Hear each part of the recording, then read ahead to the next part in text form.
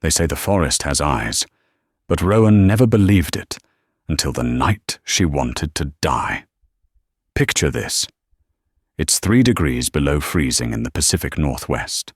A girl, 21 years old, broken, rejected by the only man she ever loved, curls up in the mud of the forbidden territory, waiting for hypothermia to take her. She thinks she is completely alone. She thinks her life is over. But she's wrong, because standing 5 feet away, blended into the shadows of the ancient pines, is the one man the entire werewolf world fears. He isn't hunting her, he's guarding her. And by the time the sun rises, the Silver Creek pack will realize they didn't just break an Omega's heart. They woke up a king. It happened on November 14th, inside the community hall of the Silver Creek pack. If you look up the weather records for that night in Oregon, you'll see it was a torrential downpour, the kind of rain that washes away sins, or in Rowan's case, washes away a future. Rowan wasn't special. That's what she had been told her entire life by her stepmother, a harsh woman named Lydia. Rowan was an Omega, lowest of the low, responsible for cleaning the pack house, scrubbing the muddy boots of the warriors, and keeping her head down. But she had one hope, one golden, shining hope that kept her going through the abuse. Caleb Danvers. Caleb was the future alpha of Silver Creek. He was handsome in that rugged, predictable way, sandy hair, broad shoulders, and a smile that made Rowan's knees weak whenever he tossed a good morning her way in the kitchen. For years they had shared stolen glances. He would sneak her extra rolls from the dinner table. She would iron his shirts with extra care. They had whispered promises behind the stables. He had told her, "Wait until I'm 21, Rowan. When my wolf fully settles, I'll claim you. Rank won't matter." Tonight was his 21st birthday. The hall was decorated with gold streamers and smelled of roasted venison and cheap beer. The entire pack was there to witness Caleb take over the alpha title from his father. Rowan stood in the back, wearing a simple grey dress she had stitched herself, her heart hammering against her ribs like a trapped bird. She felt the pull the moment he walked onto the stage. It's a sensation only wolves know. The mating bond. It felt like a golden thread snapping into place, connecting her soul to his. It was intoxicating. She gasped, her hands flying to her mouth. She saw Caleb stiffen on stage. He felt it too. His eyes scanned the crowd, locking onto hers instantly. For a second, Rowan smiled. "It's happening," she thought. "He's going to call me up. He's going to make me Luna." But then, Caleb's gaze shifted. Beside him stood his father, Alpha Morris, who leaned in and whispered something urgency into Caleb's ear. Caleb's face went pale. He looked at Rowan, then he looked at the woman standing in the VIP section, Seraphina Blackwood. Seraphina was the daughter of a neighboring alpha. She was rich, she was a warrior, and she was cruel. She was everything Rowan was not. Caleb gripped the microphone. The room went silent. "Tonight," Caleb's voice shook, "I take my place as alpha, and an alpha must make choices that strengthen the pack." Rowan took a step forward, confused. Why isn't he saying it? "I acknowledge the bond presented to me by the moon goddess," Caleb said, his eyes dead and cold as he stared right at Rowan. "But I cannot accept a mate who brings nothing to this pack. An Omega cannot lead." The air left the room. People turned to look at Rowan. The shame burned her skin hotter than fire. "I, Caleb Danvers," he boomed, his voice gaining false strength, "reject you, Rowan of no family name, as my mate." The pain of a rejection is physical. It feels like a rib snapping. Rowan doubled over, a scream tearing from her throat. The connection, that beautiful golden thread, shattered. And Caleb continued, twisting the knife. "I accept Seraphina Blackwood as my chosen mate and future Luna." Cheers erupted. Not everyone cheered. Some looked at Rowan with pity, but the noise was deafening. Seraphina glided onto the stage, kissing Caleb deeply, marking him with her scent. Rowan didn't wait to see more. She turned and ran. She burst through the double doors, the freezing rain instantly soaking her grey dress. She heard Lydia laughing somewhere in the background, but she didn't care. She ran past the pack house, past the boundary markers, and didn't stop until her lungs burned and her legs gave out. She had crossed the river. She was in the Deadlands, the neutral territory that bordered the legendary Obsidian Pack. No one went there. The Obsidian Pack was ruled by the Alpha King, Elias Thorne. Rumors said Elias was a monster who hadn't shifted into human form in a decade, a beast who tore intruders apart. Rowan didn't care. If the Alpha King killed her, at least the pain in her chest would stop. She collapsed at the base of a massive redwood tree, curling into a ball in the mud. She shivered violently, the rejection sickness mixing with the hypothermia. "Let it end," she whispered to the darkness. "Just let it end." Her eyes fluttered shut. She didn't see the massive midnight black wolf stepping silently out of the mist just 10 yards away. She didn't see the glowing violet eyes, the mark of lichen royalty, studying her trembling form. She slept. And the king watched. Elias Thorne was not a man of patience.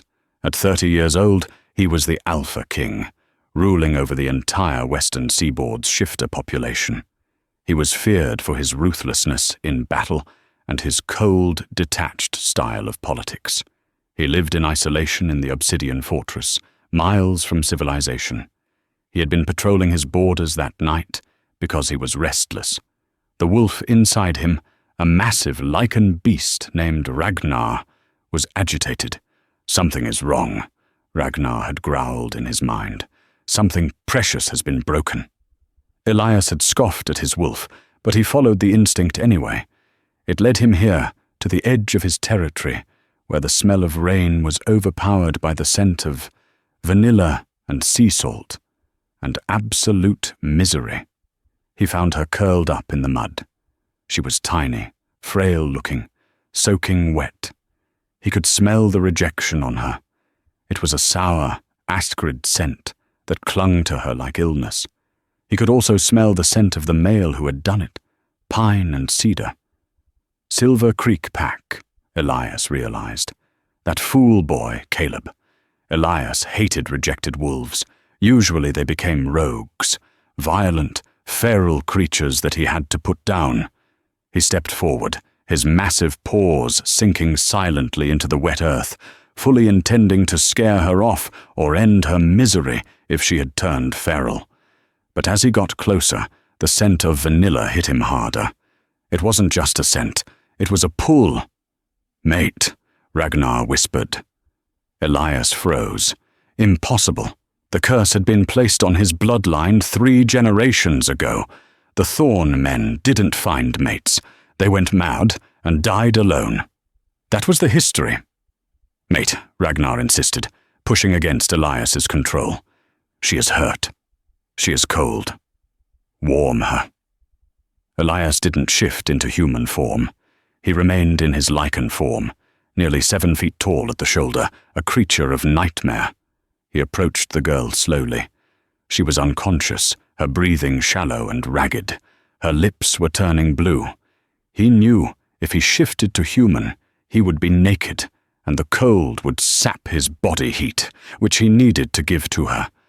But as a wolf, his fur was thick, waterproof, and radiated the intense heat of a lichen metabolism. He made a choice that would change the course of history. The Alpha King, the Butcher of the West, lowered his massive body down beside the shivering Omega. He curled around her, creating a wall of fur and muscle against the wind. He nudged her gently with his wet nose until she instinctively turned toward the heat. In her sleep, Rowan groaned and buried her face into his thick black fur. She grabbed a fistful of his coat, pulling herself closer. "Mine," Ragnar purred, a low rumble that vibrated through Elias's chest. Elias stayed awake all night. He stared into the darkness, his violet eyes glowing. He watched the perimeter. He listened for the sound of any Silver Creek trackers, daring them to come for her. If Caleb Danvers stepped foot across that river line tonight, Elias would tear his throat out without a second thought. Around 3 a.m., Rowan started to whimper in her sleep. "Please, don't." Elias licked the tears off her cheek with his rough tongue. It was a gesture of such tenderness it surprised even him. He analyzed the situation. She was an Omega. He could tell by her bone density and the lack of aura power. But she had survived a rejection that should have killed her instantly. That meant she was strong, stronger than she knew. As the sun began to bleed, grey light through the trees, the temperature dropped further. Elias knew he had to move her. The exposure was too much. He stood up, shaking the dew from his coat. Rowan shivered immediately at the loss of heat. Elias shifted. Bones cracked and reshaped. Within seconds, a tall, muscular man with dark hair and scars traversing his torso stood in the clearing. He didn't care about his nudity. He scooped Rowan up into his arms. She was dangerously light. "Who?" she mumbled, her eyes cracking open just a slit. She saw a blur of a jawline, dark stubble, and intense violet eyes. "Sleep," Elias commanded. His voice was like gravel grinding together. It was an alpha command, usually impossible to resist. But Rowan blinked.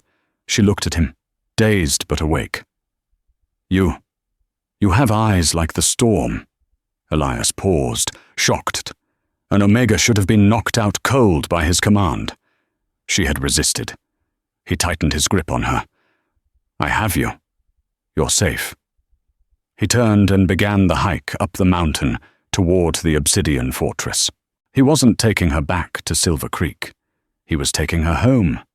And God help anyone who tried to take her back. Rowan woke up drowning in silk. She shot up, gasping, her hand scrambling for purchase. She wasn't in the mud. She wasn't in the rain. She was in a bed the size of her entire bedroom back at the pack house.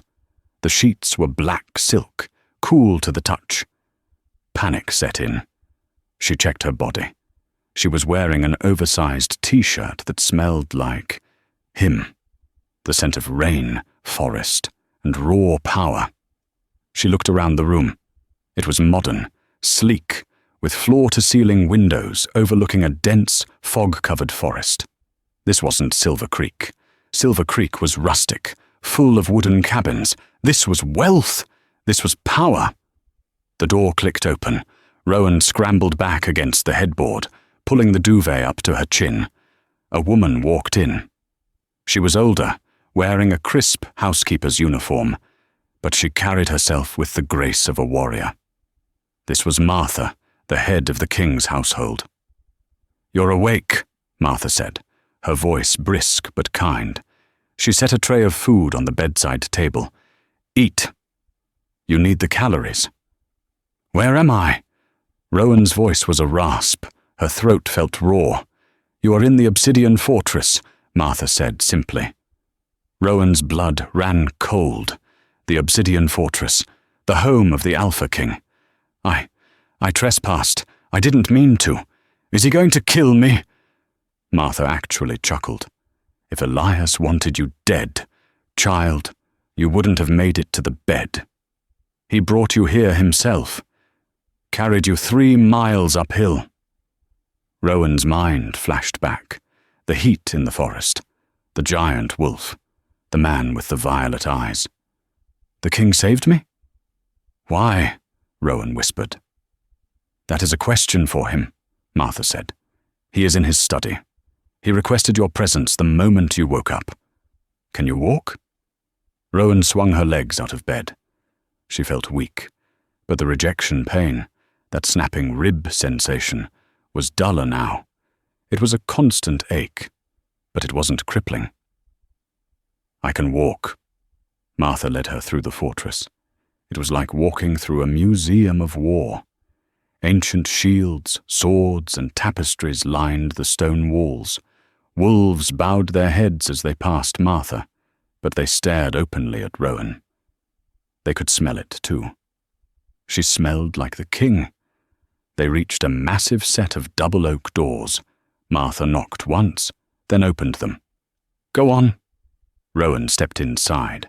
The study was dark, lit only by a fireplace and the grey light from the window. Behind a massive mahogany desk sat Elias Thorne. He was wearing a black dress shirt, the sleeves rolled up to reveal muscular forearms covered in faint scars. He was writing on a document, his brow furrowed. He didn't look up. "Sit." Rowan sat in the leather chair opposite him. She felt tiny. Elias finally put his pen down. He looked up, and those violet eyes pierced right through her. "Name," he demanded. "Rowan," she squeaked. Then, clearing her throat, "Rowan." "Rowan of no family name," Elias said. He wasn't asking. He was reading from a file on his desk.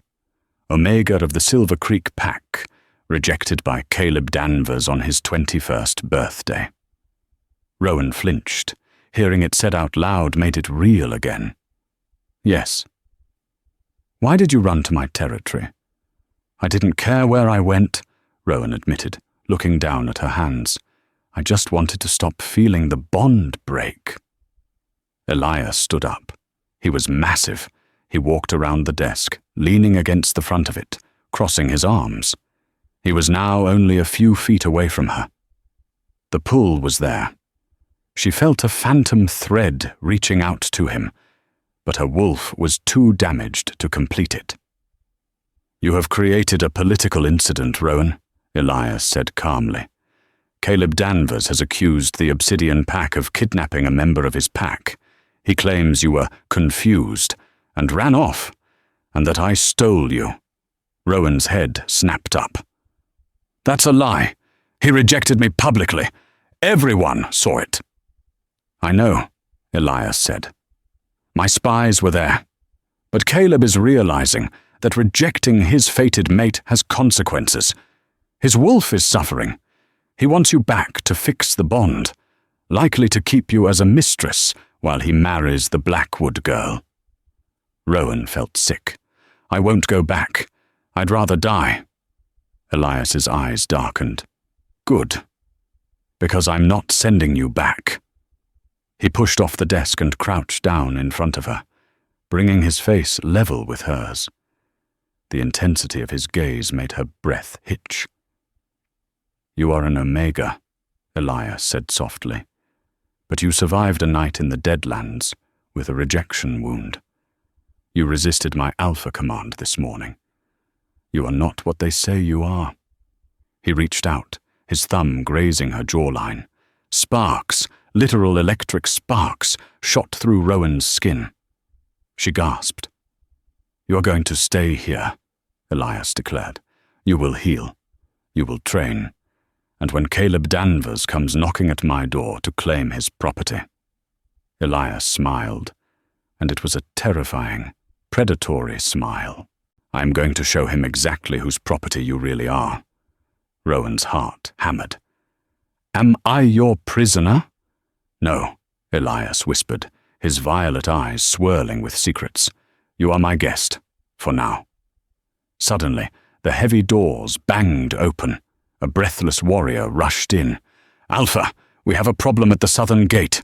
Elias stood up, his face instantly masking back into cold indifference. "Report. It's the Silver Creek Beta. He's here with a delegation. They are demanding to search the premises for the runaway Omega." Elias looked at Rowan. "Stay here." "Wait!" Rowan stood up. The fear was gone, replaced by a sudden surge of anger. "He rejected me. I don't want to hide." Elias raised an eyebrow. "I want to see him," Rowan said, her voice shaking but determined. I want to tell him to leave." Elias studied her for a long moment. Then he nodded. "Very well. Walk with me, Rowan." He held out his arm. It was a formal gesture. If she took it, she was accepting his protection publicly.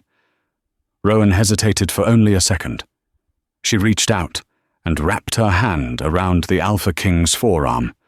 His muscle was hard as rock beneath the shirt.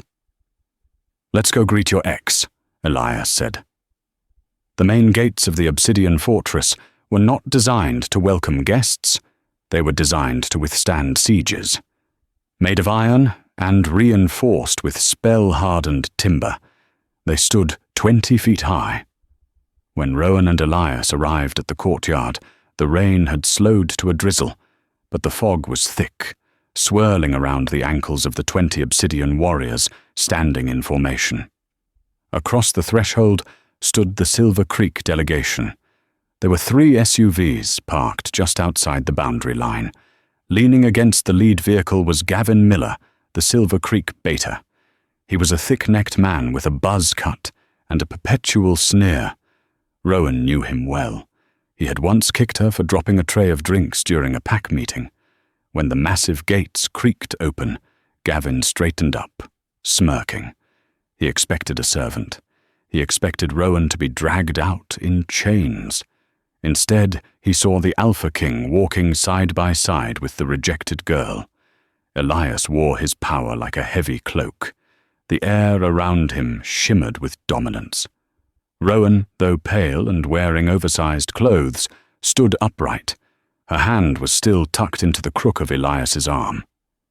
"King Elias," Gavin said, dipping his head slightly, a sign of respect that bordered on insult because it wasn't low enough. "We didn't expect the king himself to handle a domestic dispute. When a foreign pack demands entry to my home," Elias's voice was low, carrying effortlessly across the wet pavement, "it ceases to be a domestic dispute. It becomes international politics." Gavin chuckled nervously. He looked at Rowan. "All right, Rowan. Playtime is over. Alpha Caleb is worried sick. He wants you back home so we can sort out your situation." Rowan felt a tremor of fear, but Elias's arm flexed beneath her hand, a silent reminder of his strength. "I'm not going back, Gavin," Rowan said. Her voice was quiet, but it didn't crack. Gavin's eyes narrowed. "Don't be difficult, girl. You're an Omega. You don't have authorization to leave Pack lands without a travel permit. You are effectively a fugitive." He took a step forward. "Now, come here before I have to drag you." A low growl ripped through the air. It didn't come from Elias. It came from the 20 obsidian warriors. They stepped forward in unison, hands hovering over their weapons. Gavin froze. "You seem to be under a misconception, Beta Miller," Elias said smoothly. "You believe Rowan is a fugitive of Silver Creek. However, under the ancient laws of Sanctuary, a wolf rejected by their alpha is severed from their pack link immediately. Rowan is a rogue, and as a rogue, she petitioned for asylum in my territory." Elias looked down at Rowan. "And I granted it." Gavin's face turned red. "This is ridiculous. She's a maid. She cleans toilets. Why would the Alpha King want a broken Omega?" "That," Elias stepped forward, releasing Rowan's arm to loom over the barrier, "is none of your concern. Tell Caleb Danvers that Rowan is under the personal protection of the Crown. If he wants her, he can come and challenge me for her." Gavin swallowed hard. A challenge against the Alpha King was a death sentence. "You're making a mistake, Your Majesty," Gavin spat, backing away toward the SUVs. "She's damaged goods. And Caleb isn't going to let this slide. He has powerful allies now. The Blackwoods won't like this." "Let them come," Elias said, his eyes glowing that terrifying violet. "I haven't had a good hunt in years." Gavin scrambled into the car. The Silver Creek convoy peeled away, tires screeching on the wet asphalt. Rowan let out a breath she didn't know she was holding and sagged. Elias caught her immediately, his hands gripping her waist to steady her. "You did well," he murmured. Rowan looked up at him, trembling. "He said Caleb has allies. The Blackwoods. Seraphina's family. They are ruthless, Elias. You've started a war for me." Elias looked at the retreating cars, his expression unreadable. "I didn't start a war, Rowan. I just decided to finally finish one." He turned her back toward the fortress. "Come, there is someone you need to meet. If we are going to keep you alive, we need to understand why you are so weak." Rowan frowned. "I was born this way. I'm an Omega." "No," Elias said, his tone dark. "I smelled Gavin. He's a standard wolf. You, even rejected and starving, your scent has a complexity to it. Omegas have a flat scent profile. Yours is deep." He opened the door for her. "You were not born an Omega, Rowan. Someone made you one." The Royal Infirmary was less like a hospital and more like a high-tech laboratory.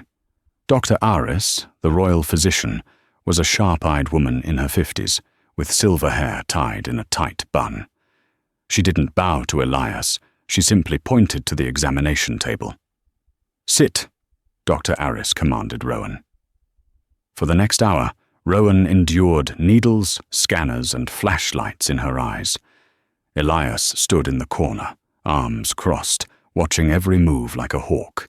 He refused to leave the room. Finally, Dr. Aris pulled up a holographic chart on the wall. She looked grim. "It's wolfsbane," Dr. Aris said bluntly. Rowan blinked. "What?" "Microdosing," the doctor explained, pointing to a graph showing Rowan's blood levels. "You have been ingesting trace amounts of wolfsbane for at least 10 years. It's a very specific strain, likely mixed into your food or water daily." Rowan felt the room spin. "Wolfsbane kills wolves." "In large doses, yes," Dr. Aris nodded. "In tiny, consistent doses, it suppresses the wolf spirit. It stunts physical growth. It prevents the aura from developing. It mimics the symptoms of being an Omega. Fatigue, inability to shift fully, submission." Elias let out a snarl that shook the glass cabinets. "She was poisoned." Rowan's hands shook. "My stepmother, Lydia. She always made me special herbal tea every morning since I was 11. She said I was sickly and it would help my constitution." Tears pricked her eyes. It wasn't just abuse. It was sabotage. They had stolen her wolf. They had stolen her life. "If we stop the poison," Elias asked, his voice tight with suppressed rage, "will she recover?" "The damage is severe," Dr. Aris admitted. "But she is young. And if she is truly your—" Dr. Aris glanced between the king and the girl. "If she stays close to an alpha of your power level, the resonance might jumpstart her system. It will be painful. The first shift will be agony. But yes, she can recover." Elias nodded. "Do it. Detox her." The next 3 weeks were a blur of hell for Rowan. The detox was brutal. She sweated, she shook, she vomited. It felt like her bones were breaking over and over again. But Elias never left. He moved his office into her suite. He worked at a small desk while she slept. When she woke up screaming from cramps, he was there, placing a cool cloth on her forehead, holding her hand. They talked during the long nights. "Why are you so good to me?" Rowan asked one night, her voice raspy. The fire was dying down in the grate. Elias put down his book. He looked at her, his guard down for once. "Because I know what it's like to be poisoned by your own family." Rowan propped herself up on one elbow. "The curse?" "The madness," Elias corrected. "My grandfather went mad. My father went mad. They told me it was a genetic defect in the thorn line, that we are too powerful, that our beasts eventually consume our minds." He looked at his hands. I have spent my life waiting to lose my mind. That is why I isolated myself, why I never took a mate. I didn't want to hurt anyone. You aren't mad, Rowan said softly. You're the sanest man I've ever met. Elias looked at her, a sad smile touching his lips. Give it time, little wolf. I'm not a wolf, she whispered. I'm just... Rowan. You are a wolf, Elias said fiercely, and soon everyone is going to know it. By the 4th week, the changes began. Rowan's appetite became voracious. She grew an inch in height. Her skin, once pale and sallow, began to glow with health. Her senses sharpened. She could hear the heartbeat of the guard standing outside the door. Elias took her to the training grounds. Hit me, he said. He was wearing sparring pads. I can't, Rowan protested. Hit me, he roared, using his alpha voice. Instinct took over. Rowan didn't just slap him. She threw a punch. It was sloppy, but it had weight behind it. Elias caught it, but he looked impressed. Again, he ordered. They trained for hours every day. Elias taught her how to use her center of gravity, how to use an opponent's weight against them. He taught her that being small wasn't a weakness if she was fast. One afternoon, during a break, they sat on the grass drinking water. The winter solstice ball is in 2 days, Elias said casually. Rowan froze. The solstice ball was the biggest event of the year. All the alphas attended, including Caleb, including Seraphina. I'm not going, Rowan said immediately. You are going, Elias countered. You are going as my date. Elias, no, I can't face them. Not yet. Elias turned to her. He reached out and tucked a strand of hair behind her ear. His touch was electric, and for the first time, Rowan felt a pull from her side. Not just his. Her wolf was waking up. You won't be facing them as Rowan the Omega, Elias said, his eyes burning with intensity. You will be facing them as Rowan, the personal guest of the Alpha King. And I have a surprise for Caleb Danvers. What surprise? I'm going to let him see what he threw away. But Elias had another motive, one he didn't tell her. His spies had returned with disturbing news. Seraphina Blackwood wasn't just marrying Caleb for love or territory. The Blackwood pack had been buying up vast amounts of silver and wolfsbane.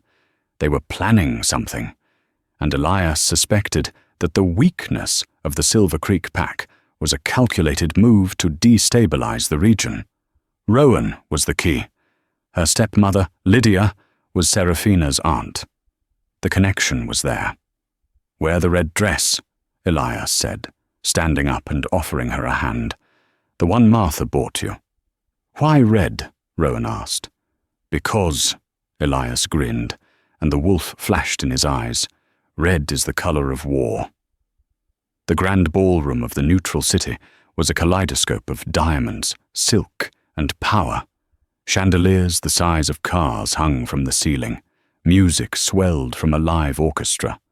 When the announcer boomed, Alpha Caleb Danvers of Silver Creek and his intended Seraphina Blackwood, the room applauded politely. Caleb looked good, Rowan had to admit. He wore a tuxedo that accentuated his broad shoulders. But he looked tired. His eyes were shadowed.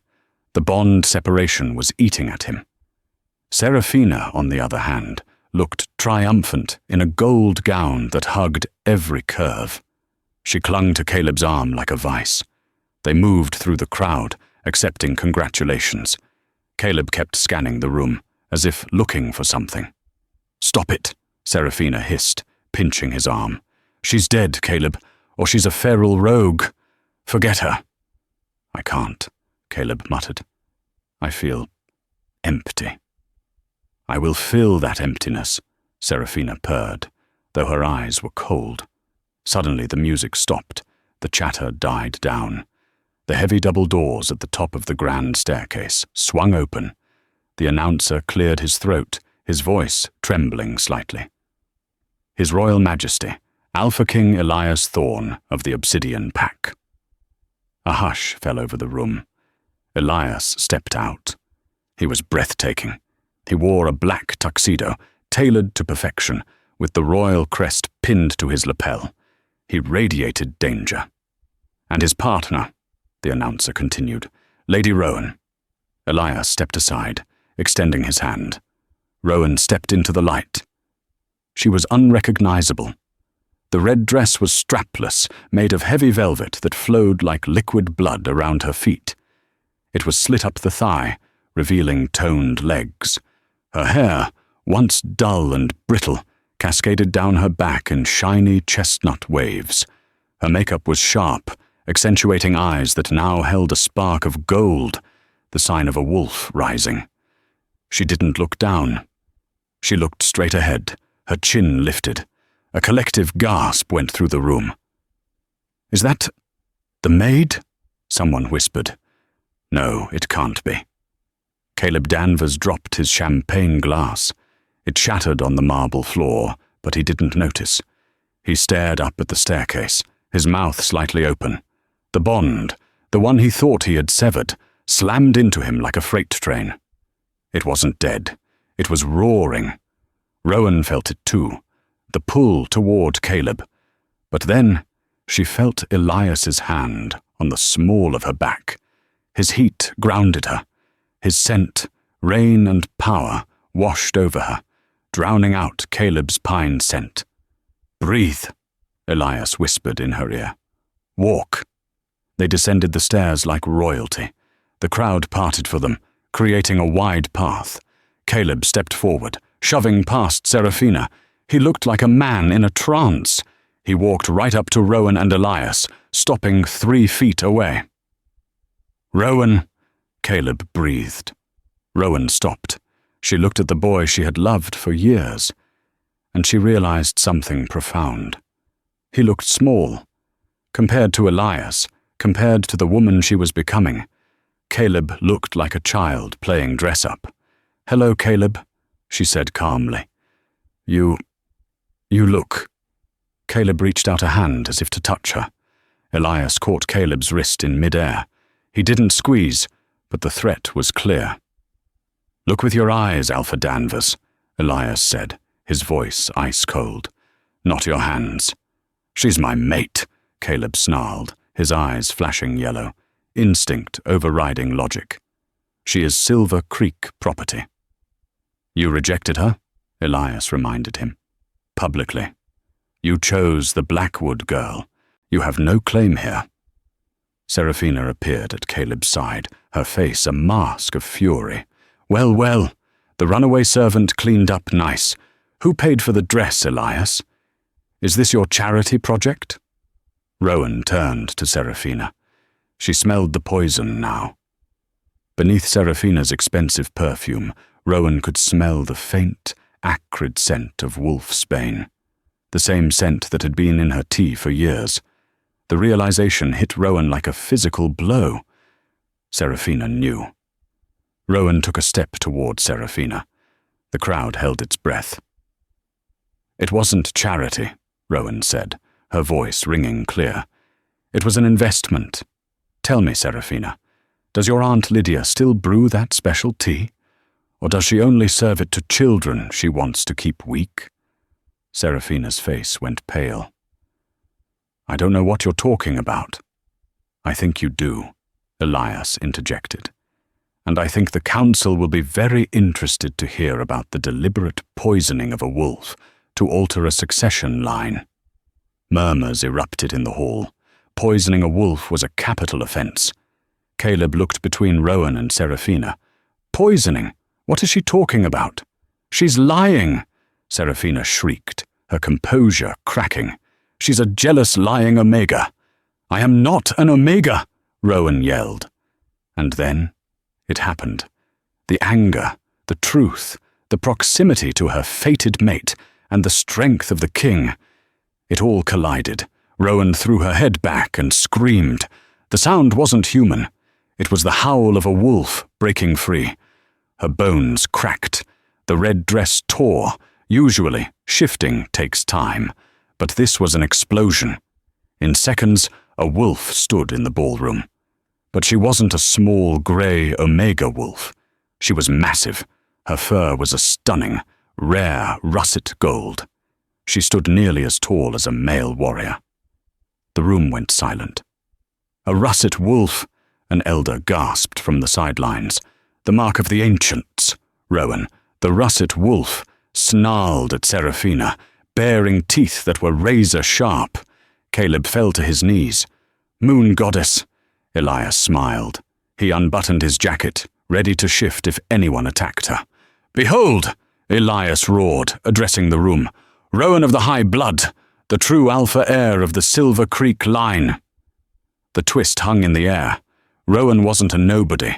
Her father hadn't been a random rogue. Her blood was ancient. And by rejecting her, Caleb hadn't just lost a mate. He had lost his crown. The silence in the grand ballroom didn't last. It was broken by a sound that was somehow worse than the screaming, the sound of Caleb Danvers weeping. The man who had stood on a stage weeks ago and declared Rowan worthless was now on his knees, staring at the magnificent russet wolf, his shoulders shaking with gut-wrenching sobs. The realization of what he had done was a physical weight crushing him. He hadn't just rejected his mate, he had rejected the savior of his own pack. Seraphina, however, did not weep. She broke. With a shriek of pure, spoiled rage, she pulled a silver dagger concealed in her garter. She's a freak, a mutt. I am the future Luna. Seraphina lunged at the massive wolf. It happened too fast for the crowd to react, but not too fast for the king. Elias didn't even shift. He moved with preternatural speed, stepping between Rowan and the blade. He caught Seraphina's wrist, twisting it until the bone snapped with a sickening crunch. Seraphina screamed, dropping the dagger. Elias shoved her backward, sending her sprawling across the polished floor to the feet of her horrified father, Alpha Blackwood. "Take your daughter," Elias commanded, his voice vibrating the chandeliers, "and leave neutral territory. If I see her face again, I will remove it." Rowan, in her wolf form, looked down at Caleb. The golden thread of their bond, once snapped, was trying feebly to reknit itself. She felt his immense sorrow, his regret. But looking at him now, weak, easily manipulated, kneeling in the wreckage of his own choices, she felt nothing but pity. The love was gone, burned away by the humiliation he had caused her. She turned her massive head away from him and looked at Elias. "Let's go home," she projected into his mind. Elias nodded once. He scanned the room, his violet eyes daring anyone to challenge them. No one did. They left the ball, leaving chaos in their wake. Back at the obsidian fortress, the mood was grim. The moment they crossed the threshold, Rowan shifted back. She was naked, shivering from the adrenaline crash. Elias was there instantly, wrapping her in his tuxedo jacket, pulling her against his chest. "You were magnificent," he whispered into her hair.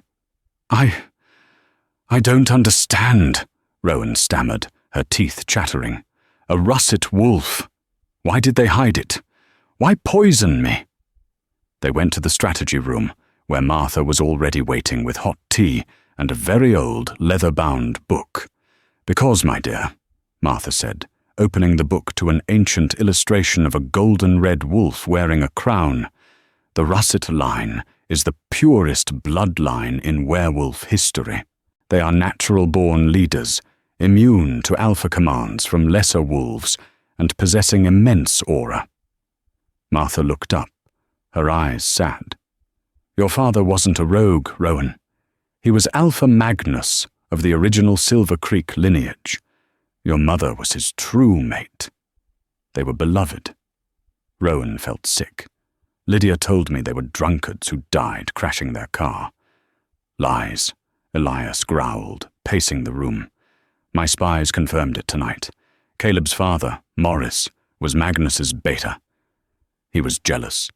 He conspired with Lydia, who always coveted power, to stage the accident.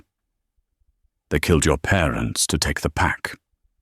Elias stopped pacing and looked at Rowan with intense, burning eyes. But they couldn't kill you. The pack magic wouldn't allow the heir to be murdered by a pack member. So, Lydia took you in. She realized what you were early on. She used the wolfsbane to suppress your russet gene, to keep you weak, docile, to turn a queen into a slave so her own bloodline could rule through Caleb and Seraphina. Rowan sank into a chair. Her entire life, the abuse, the neglect, the shame of being an Omega, it was all engineered. It wasn't bad luck. It was a slow-motion assassination attempt.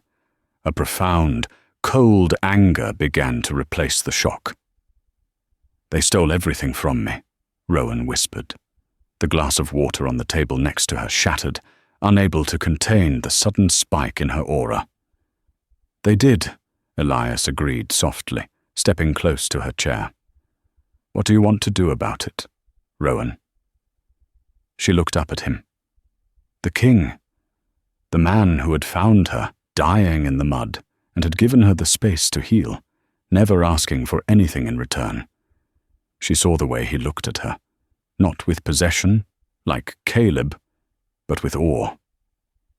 "I want my pack back," Rowan said, her voice hardening into steel. "And I want Lydia to pay."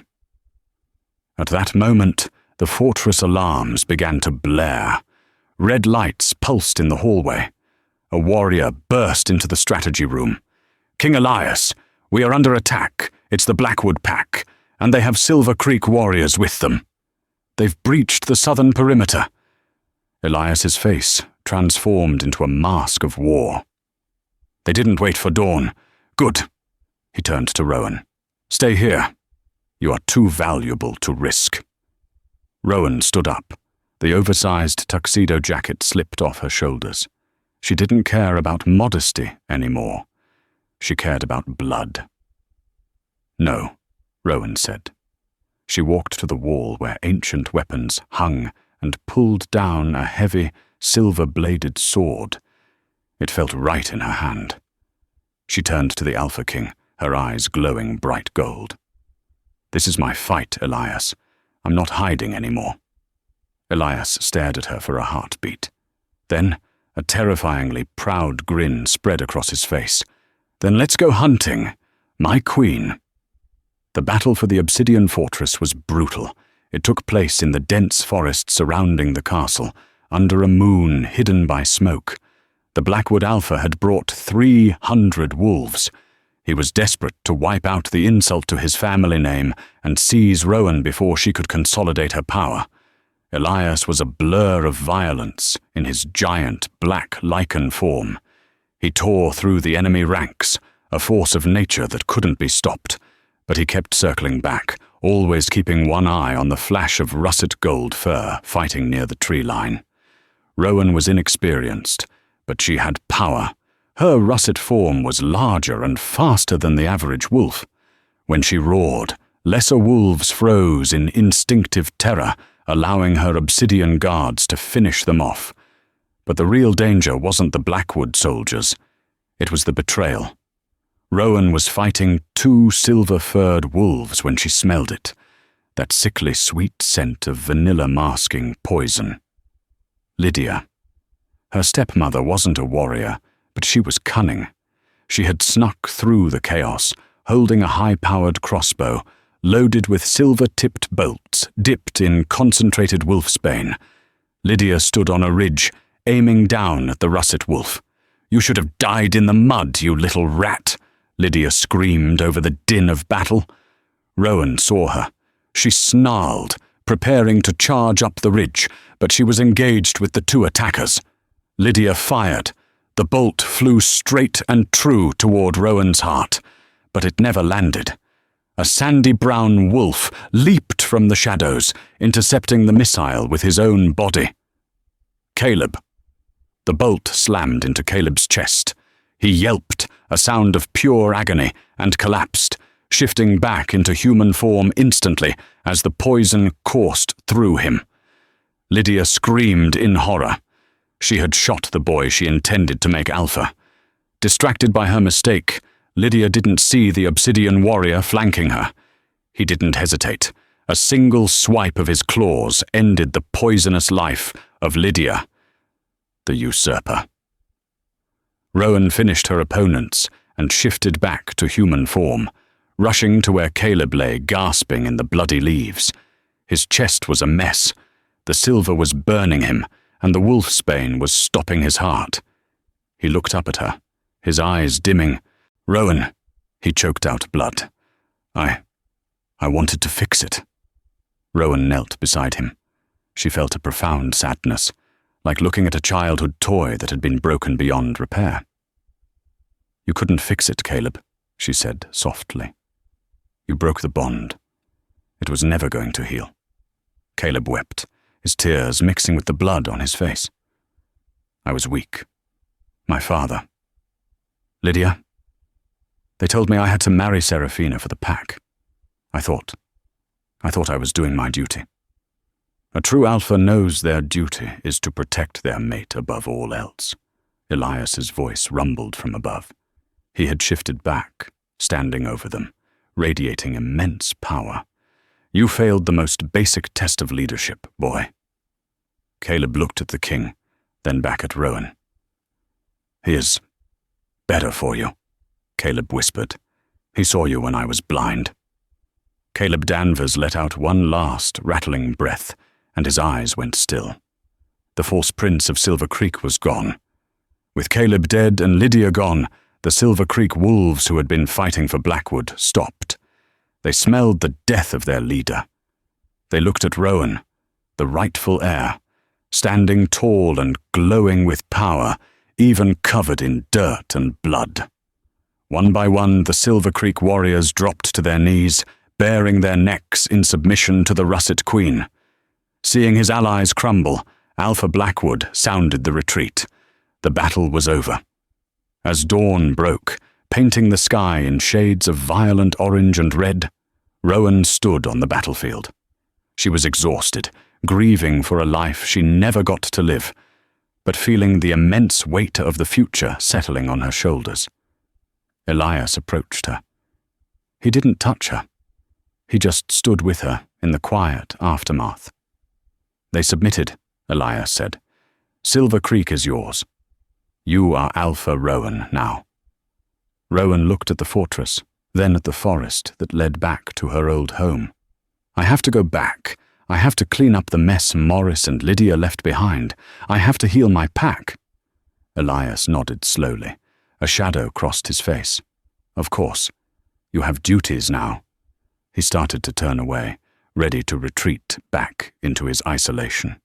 "Elias," Rowan called out. He stopped. "You were wrong, you know," she said, walking toward him until she was standing toe-to-toe with the most feared wolf on the continent. "About what?" "About the madness in your bloodline," Rowan said. She reached out and placed a hand flat on his scarred chest, right over his heart. It was beating like a sledgehammer. "You aren't mad. You were just lonely. Just like me." Elias covered her hand with his own. The electricity between them was no longer just a spark. It was a steady hum of power. "And," Rowan continued, her voice unsteady but brave, "you were wrong when you said the thorn men don't find mates." Elias's violet eyes widened. "Rowan, the bond with Caleb, it just ended. You are confused." "No," Rowan shook her head. "The bond with Caleb was a match made by pack magic. It was politics and biology. It broke because it was weak." She stepped closer, pressing her body against his. "But what I feel for you, the pull that brought you to me in the mud, the way my wolf sings when you are near. That isn't pack magic, Elias." She looked deep into his eyes. "That's a soul bond. You are my true mate." The Alpha King, the butcher of the West, let out a breath that sounded like a ragged sob. He wrapped his arms around her, lifting her off her feet, burying his face in her neck. Ragnar has been screaming that you are mine since the moment I smelled the vanilla, Elias growled against her skin. I didn't want to believe it. I didn't want to curse you with my darkness. Your darkness saved me, Rowan whispered, kissing his jaw. Now let my light save you. As the sun fully rose, the king and the new queen stood amidst the carnage of their enemies, finally, truly home. And so, Rowan wasn't just a rejected Omega. She was a lost queen, hidden by poison and lies, waiting for the right kind of monster to wake her up.